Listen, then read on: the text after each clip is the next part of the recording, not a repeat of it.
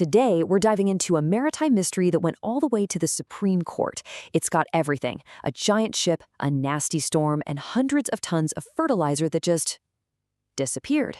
The big question at the heart of it all: when things go wrong out on the open sea, who's left holding the bag? Just imagine this. A huge cargo ship finally pulls into port after a long trip. But there's a problem. A massive chunk of its valuable cargo is gone. The shipping company blames the storm, an act of God. But the buyer's insurance company? They're thinking it sounds more like a bad alibi. And that simple disagreement is what kicked off this whole legal battle. So exactly how much are we talking about?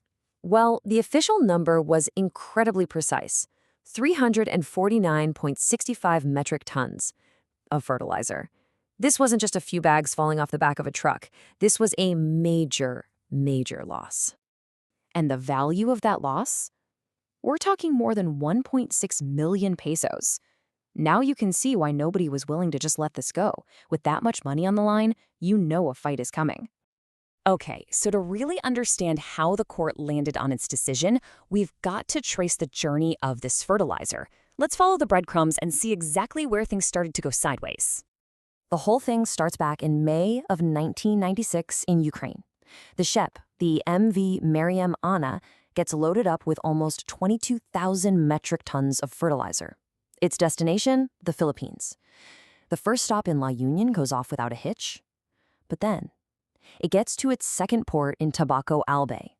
The crew starts unloading, and that's when the buyer realizes something is very, very wrong. In any good story, you've got your main characters, right? Well, in this legal drama, there are three big ones. First up, you have Fertifil. They're the buyer who's now out a whole lot of fertilizer. Then there's their insurance company, Mafre. And finally, there's Transimex, the shipping agent who's now on the hook for all that missing cargo. Now, you might be wondering, wait, why is the insurance company the one doing this suing? Well, it's because of a really cool legal idea called subrogation. Basically, once Mafre Insurance paid Fertifil for their loss, the law allowed Mafre to literally step into Fertifil's shoes and go after Transimex to get that money back. So from here on out, it's the insurer versus the shipping agent. So, faced with a lawsuit, the shipping agent reached for a classic defense in maritime law. They blamed an act of God. But the real question was, would that argument actually hold water in court? The first fight was about which set of rules to even use. The court decided that since the cargo was headed to the Philippines Civil Code was the main law. This was a huge deal because that code holds shipping companies to this incredibly high standard called extraordinary diligence. The carrier, Transimex, was hoping for a different law, the Carriage of Goods by Sea Act, or COGSA, because it has this potential escape hatch for perils of the sea. So here's their argument in a nutshell. Transimex said, look, we ran into some bad weather. Seawater got into a hatch and dissolved some of the fertilizer. It was a fortuitous event, a freak accident. It was totally beyond our control, so we shouldn't have to pay. And this is where things get really fascinating.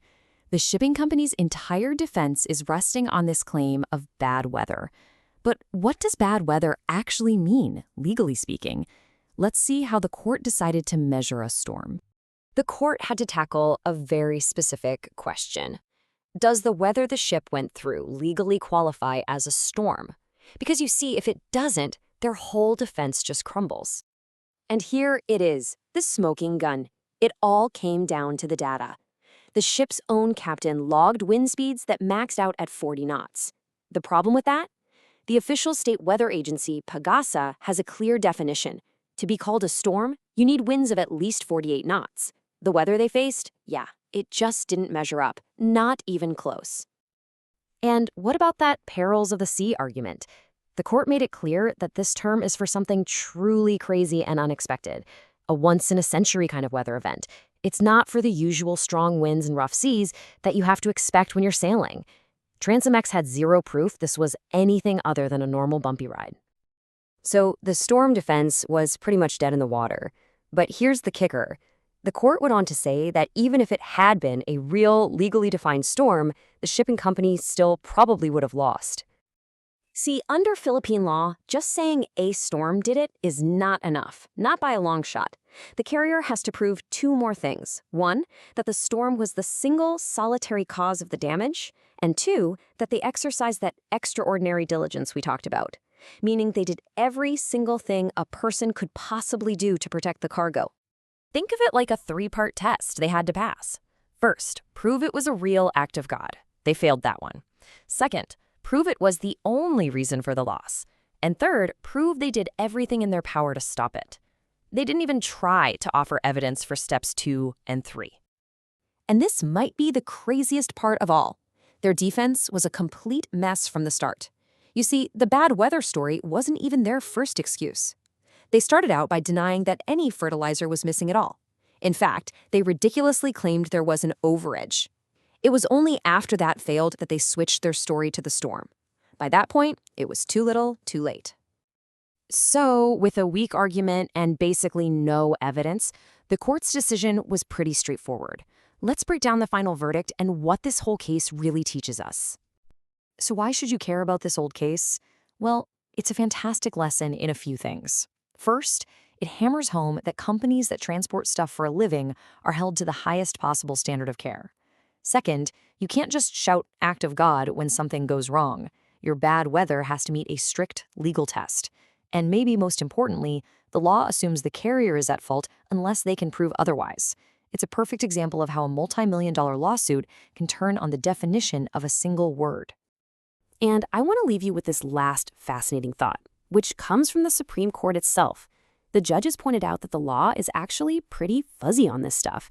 They basically said, hey, maybe it's time for our lawmakers to sit down and write some clear scientific rules to define what a storm really is.